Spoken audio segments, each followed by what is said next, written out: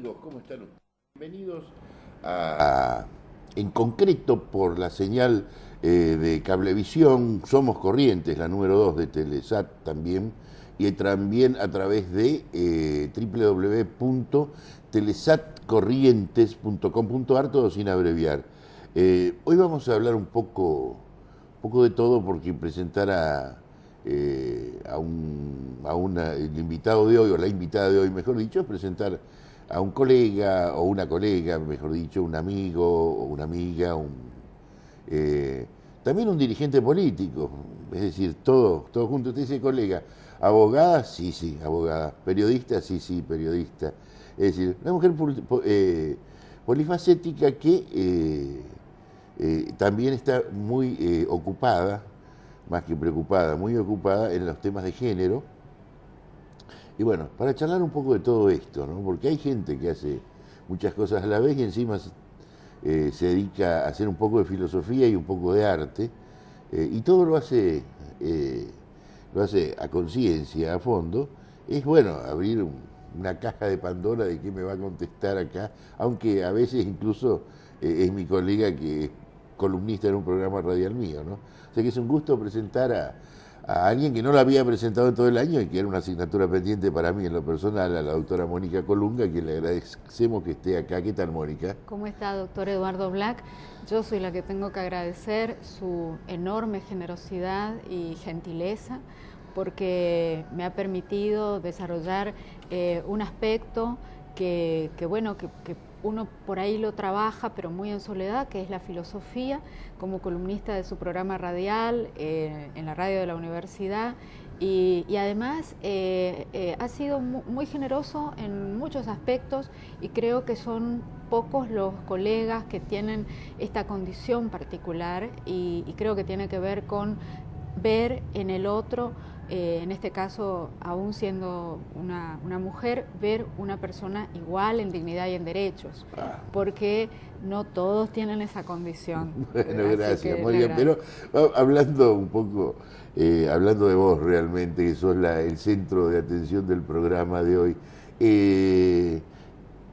todo lo que vos hacés, desde la condición de género, que sos una militante en materia de género, ¿te cuesta más? Es decir, vos estás agradeciendo mucho algo que a lo mejor un hombre diría, sí, somos colegas, estamos siempre juntos. No, por eso agradezco, porque soy plenamente consciente de la desigualdad. O sea, cuando trabajamos esta temática, quienes nos declaramos públicamente como feministas, tenemos una agenda pública, y esa agenda pública existe porque el feminismo es una teoría político-filosófica que tiene muchísimas discusiones. Hay una agenda global que tiene que ver con conquistas. Si tenemos conquistas pendientes es porque no somos iguales, porque todavía falta mucho por hacer.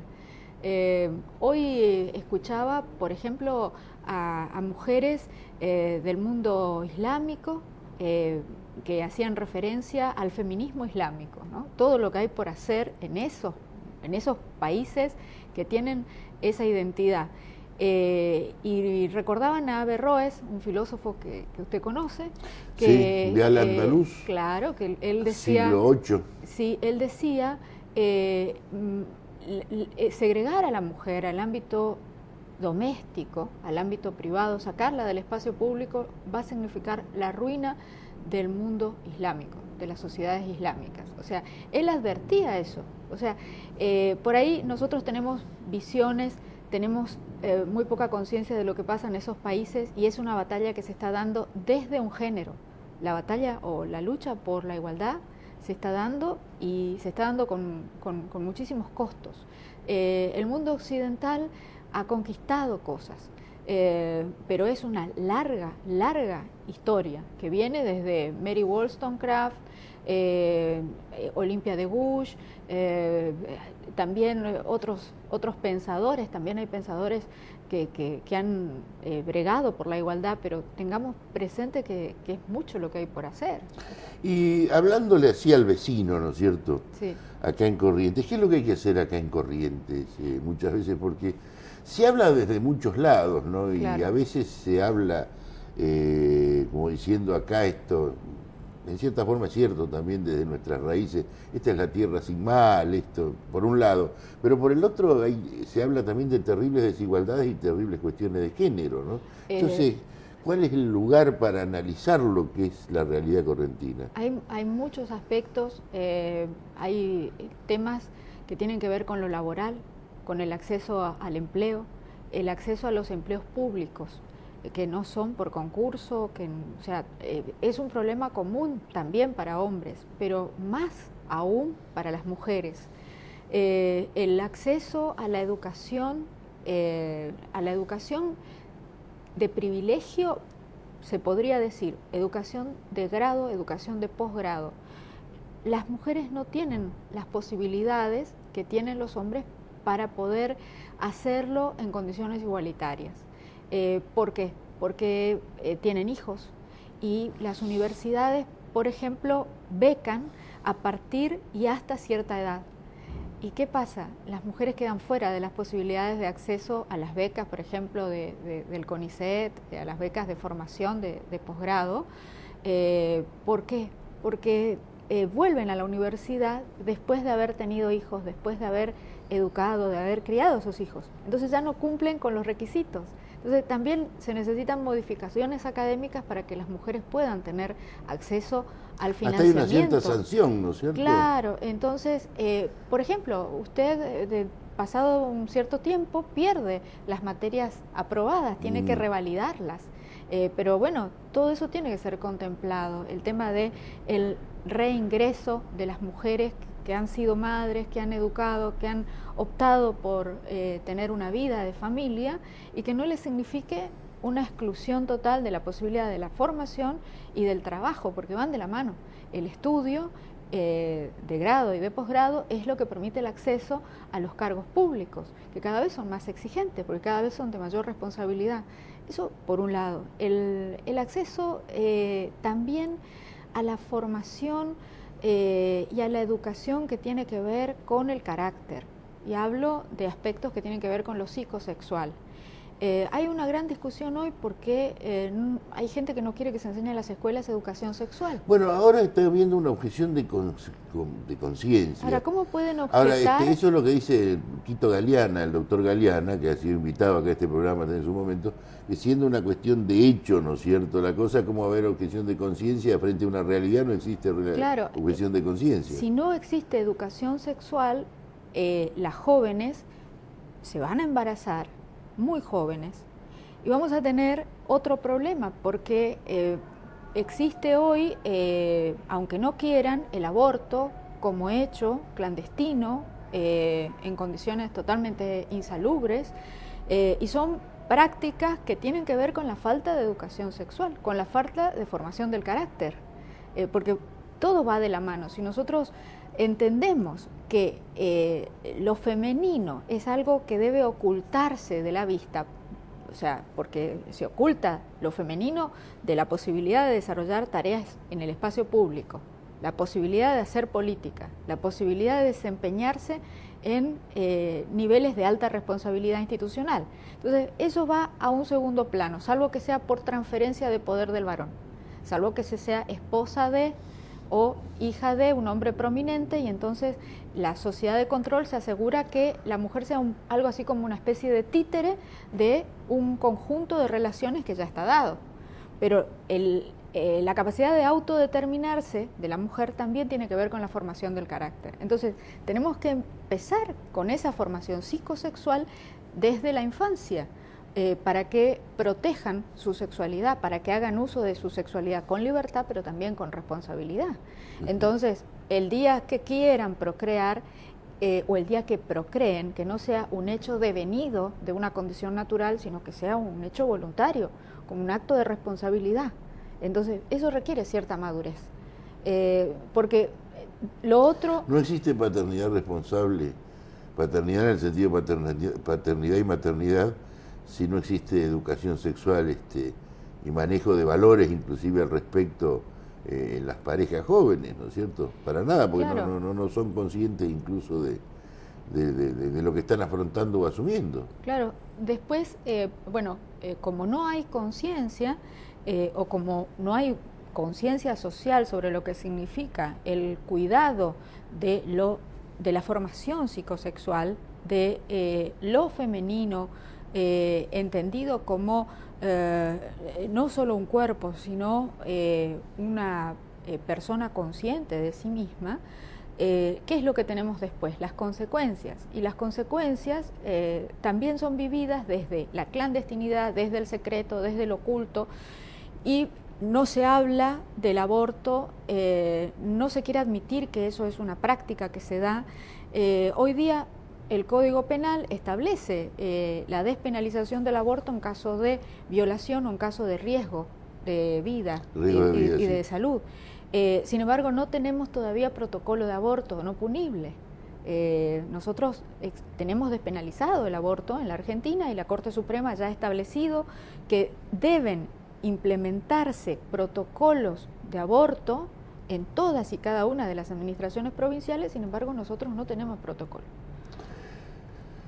Tampoco, ni hablemos de la legalización in totum o la despenalización in totum, que es la propuesta de la feminista, que acá, bueno, tampoco, ni hablar, digamos. Te corto, Mónica, con una pregunta para el otro bloque. ¿Por qué siempre que se habla de las cuestiones femeninas se termina en el tema del aborto, en el tema de si hay 2 o 3 temas en los que sí o sí la conversación deriva? Yo te diría, podés mirar reportajes, notas, etcétera, y vas a ver que el 70, el 80%, a menos que se hagan sobre una cuestión netamente puntual, como puede ser un femicidio, una cosa así, un hecho concreto, devienen en el tema violencia femenina y aborto. ¿Por qué? Pero eso después, que vayamos a la pausa, no sin antes agradecerle a nuestro querido Colegio de Abogados de Corrientes, el CPAPC, de nuestra primera circunscripción judicial, y también a George, estilista, para darle a los cabellos algo más que un corte perfecto, sino un verdadero asesoramiento estético, porque George tiene eso que se llama touch of class. Usted puede hablar con Jorge Berger y encontrarlo en San Juan, 1214 de esta ciudad. Pausa y volvemos.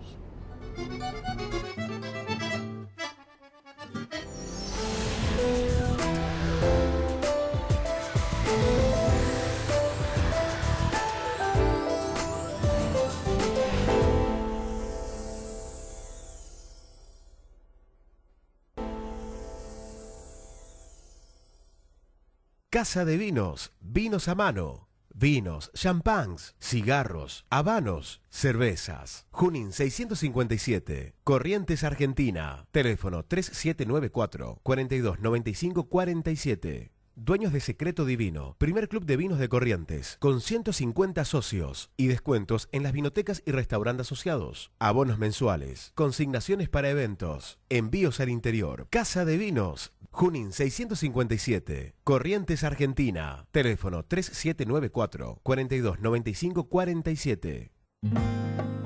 Todos los días, la pureza que tu cuerpo necesita para cuidar tu salud y calmar tu sed. Agua mineral Biosport. Todos los días bien. Todos los días bien. Mi tranquilidad en baterías es Baterías Arqui. Baterías nacionales e importadas. Y los encontrás en sus 3 direcciones. Junín, esquina Jujuy, en pleno centro y con estacionamiento propio. Avenida Centenario 4186 y Avenida Chacabuco 2850. Llámanos al 444-800. Y además tienen colocación a domicilio gratis. También podés pasar por cualquiera de nuestras sucursales a controlar el funcionamiento de tu batería sin cargo. Baterías Arqui, desde 1970, años de experiencia en fabricación, venta y colocación de batería son su mayor garantía.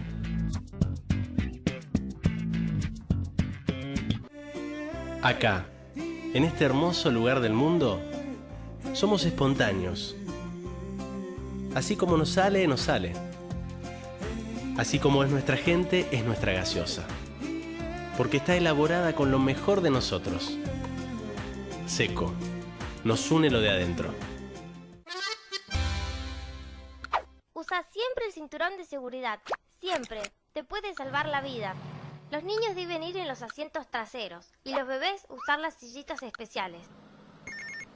No utilices el celular mientras manejas. Si tenés que hablar o mandar mensajes, pará en un lugar seguro.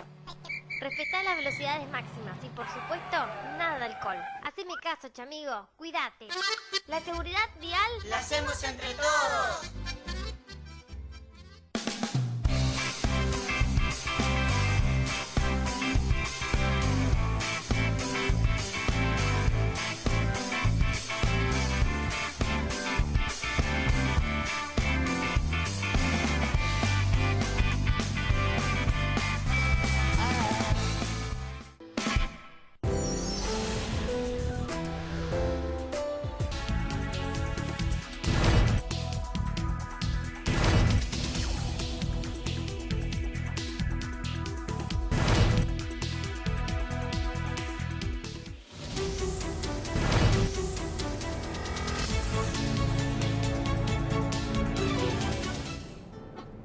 Estamos en la segunda parte de este concreto del día de hoy con nuestra invitada Mónica Colunga y le habíamos dicho por qué se deriva, cuando se habla de la cuestión femenina, en dos temas prácticamente excluyentes de los otros, excepto que el reportaje sea por una cuestión puntual, específica de otra cosa, que es el tema del aborto y el tema de la violencia de género. Evidentemente, si todo nos lleva, hay un inconsciente que nos lleva colectivo, que nos lleva a eso, si no, todos los programas no podríamos terminar en lo mismo, todas las notas no podrían terminar en lo mismo. Hay algo que lleva a todo eso. Hay una nos agenda. Lleva al voto femenino o al trabajo femenino o al sueldo igualitario. Hay una agenda, porque, bueno, ahora estamos hablando de la paridad en política, que es parte de la agenda. O sea, hay una agenda internacional del feminismo que plantea terminar con la violencia de género, trabajar la cuestión de violencia de género, no solamente la violencia que significa, bueno, el golpe, ¿no? que es la de mayor intensidad, sino también la violencia simbólica, el acoso, son formas de violencia que existen en la sociedad. Entonces, es parte de una agenda. Y el tema del aborto tiene que ver también con esa agenda porque es parte de la salud, es la agenda de salud. O sea, no es nadie... ninguna mujer debería abortar. Nosotras no estamos promoviendo el aborto. Lo que estamos diciendo es, si hay mujeres que están determinadas a hacerlo, que lo hagan en condiciones sanitarias óptimas. O sea, eso es importante también aclararlo, porque si no parece que estuviéramos haciendo una promoción de algo que a nadie le gusta, digamos. O sea, si todo embarazo es no deseado, se presume no deseado y por lo tanto deseado. Por lo general, la mayoría de las mujeres quiere a sus hijos. Esa es la crítica que y las hace, feministas ¿no? también queremos a nuestros hijos y somos madres, digamos. O sea, por eso es importante aclarar eso. O sea, es una agenda política que tiene que ver con la salud de la mujer. ¿tá? Y lo que tiene que ver con la cuestión de violencia es porque entendemos que todas las mujeres sufren violencia o han sufrido violencia, y no tiene que ver solamente con el castigo físico, tiene que ver con la exclusión, tiene que ver con el acoso laboral, tiene que ver con el acoso en la vía pública, tiene que ver con la violencia simbólica, que significa establecer estereotipos, modelos de belleza que son muy difíciles de conseguir y los costos son altísimos, o sea, dietas excesivas, cirugías, que bueno, quien lo quiera hacer por una cuestión de necesidad, de seducción, porque ha cultivado una estética autoexigente y lo hace por opción propia, eso no se discute, pero que se establezca eso como único modo de ser mujer, como lo femenino, eso es lo que cuestionamos, ¿no? Sí, se dan algunos parámetros culturales, ¿no es cierto?, en los que bueno, ahora se ha relajado bastante todo, ¿no? Pero socialmente se sigue aceptando esos parámetros. Si vos, entrevistadora, periodista, le decís qué lindo que sos a un hombre, sos una alocada, descocada. Y si un señor te está entrevistando y te dice qué linda que sos, es muy galante. Muy correcto, porque qué bien que ¿no es cierto? Claro. Es decir, hay ese tipo de cosas que Y ahora, por el hombre decirte qué inteligente que sos es prácticamente claro, decirte por sos eso, un marciano, claro, ¿no? hay modos de percibir lo femenino, o sea, y lo masculino. Es difícil socialmente tratarse de igual a igual. Y la igualdad es una construcción, es una cierta ética. Por eso lo que hacemos es una crítica a la ética, porque la ética tiene que ver con las costumbres en sociedad. Entonces, cuando se establecen determinados códigos son porque existen establecidos roles. Entonces, si el rol es lo doméstico, el espacio público se convierte en el espacio del varón. Entonces, caminás por la calle y los varones sienten que es natural decirles cosas a las chicas. O sea, algunos cosas más lindas, otros cosas más feas, pero se adueñan del espacio público, con la palabra, con el gesto, porque el objetivo ¿cuál es? Encerrar a la mujer en la casa. En la calle no es para la mujer, la calle es el lugar del varón, este es nuestro territorio, y te tenés que bancar, si vas a caminar sola por la calle, te tenés que bancar que te digan cosas. O sea, eso es violencia, o sea, es una violencia de baja intensidad, pero que a las mujeres jóvenes, 15, 16 años, que caminan solas por la calle, les pasa todo el tiempo. O sea, bueno, cuando una se pone mayor es como que adquiere cierta formación del carácter y además se va poniendo vieja y entonces ya la cosa se aplaca. Como decía una amiga mía, después salís y ni los albañiles de las obras claro, de construcción te dicen algo. Hay un índice de... Como el índice de obra, claro, para decir si estás buena o no. Pero todo eso que tiene que ver con códigos sociales, que tiene que ver también con gestos. Por ahí uno puede decir, sí, tiene que ver con la seducción, tiene que ver con ponerse en cierto lugar, no siempre es hostilidad. También eso hay que considerar, porque uno no puede cambiar de un día para otro las costumbres, son costumbres. Obvio. O sea, pero sí es bueno saber. Tampoco puede matar el cortejo, que es una de las formas de generar pareja, ¿no es cierto? Claro, porque el problema... Que es el otro tema, ¿no es cierto? O sea, si no, todo es acoso. Entonces vos no le podés claro. decir, no podés ser amable con nadie porque dice, me está acosando. Claro, claro. Los extremos siempre son hay malos, que ¿no? saber también relacionarse, vincularse. Existe la seducción, aparte el cosismo, digamos, el ponerse en la posición de objeto, no es solo característico de lo femenino, digamos, también lo masculino. También de lo masculino. O sea, hay hombres Sí. que son muy coquetos. Sí, ahora. sí, es cierto. Y desde el punto de vista de la política, ¿qué significa esto? Porque vos tenés tu actividad y tu militancia política. Claro, nosotros tenemos la agenda de la paridad, 50 y 50. Queremos... Nosotros, cuando decís nosotros, ¿quiénes son nosotros? Bueno, cuando digo nosotros, somos el Partido Socialista Auténtico, yo soy militante, estoy formando, ahora somos una junta promotora. Junta promotora. Junta promotora del Partido Socialista Auténtico en Corrientes, pero el Partido Socialista Auténtico tiene personería nacional, tiene personería en... O sea, bajo ese paraguas ustedes pueden presentar candidaturas. Podemos presentar candidato a presidente, podemos presentar los candidatos en los lugares en los que tenemos personería de distrito. Nosotros estamos encaminados a lograr la personería de distrito para poder tener candidatos en Corrientes, pero hay una agenda nacional.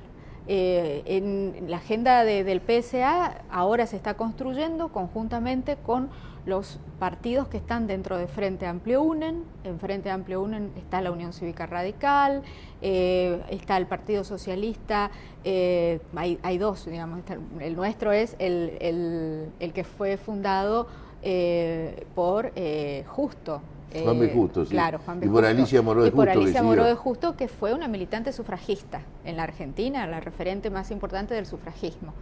Y está el otro socialismo, que es el de Wiener, ¿no? Para que lo ubiquen. Está el GEN, que es el partido de Margarita Stolbizer.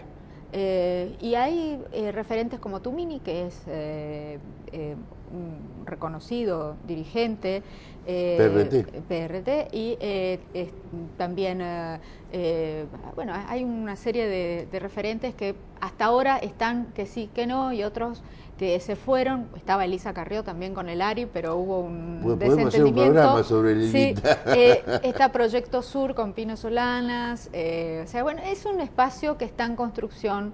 Frente Amplio UNEN, y en el marco de Frente Amplio UNEN está el Partido Socialista Auténtico, que tiene como referente a Mario Masitelli, es el secretario general que estuvo en Corrientes presentando su libro, que es Socializar la herencia difusa, y en su libro lo que él propone es una renta básica para todos y cada uno de los ciudadanos argentinos. ¿Vos sabés que eso lo están planteando en Suiza, la sociedad suiza en su conjunto, la española también, pero con una gran diferencia?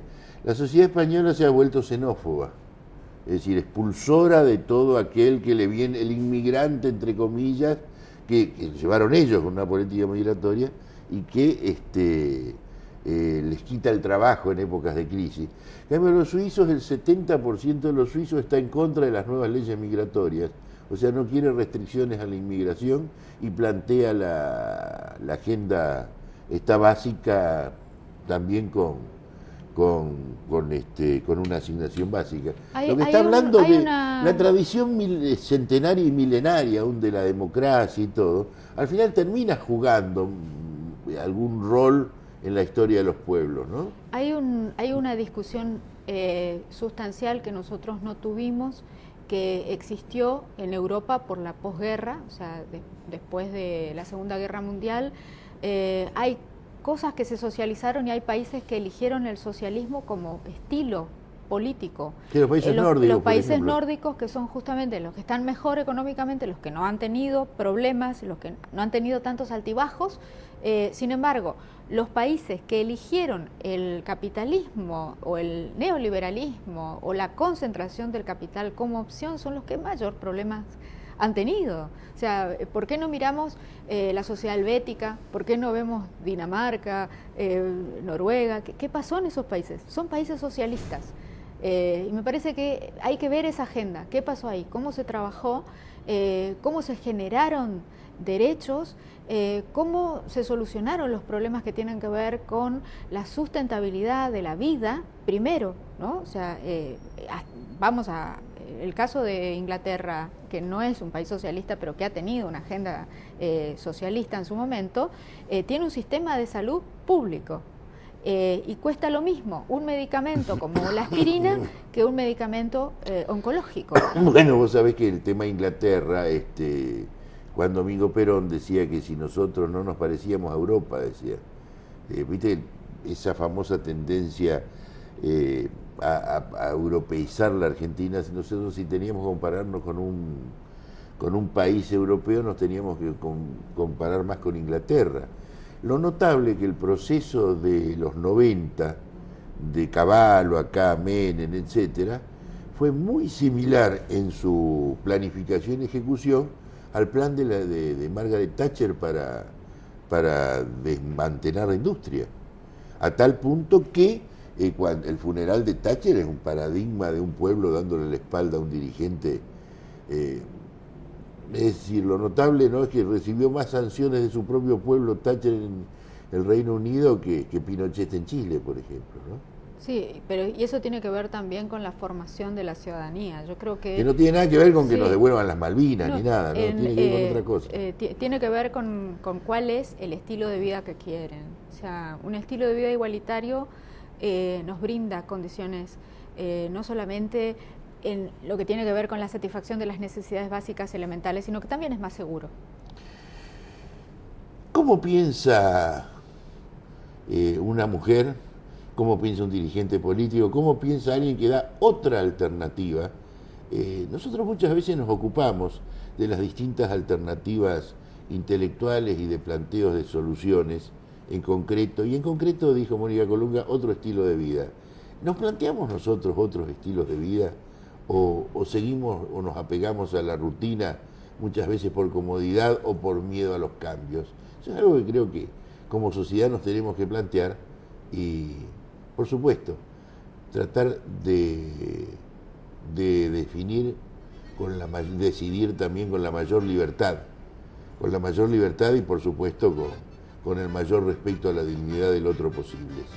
Ojalá que así sea, sigue la polémica usted en su casa, nosotros volvemos con En Concreto el próximo miércoles a las 22 horas, si Dios quiere, solo si Dios quiere. Que lo pasen bien, chao.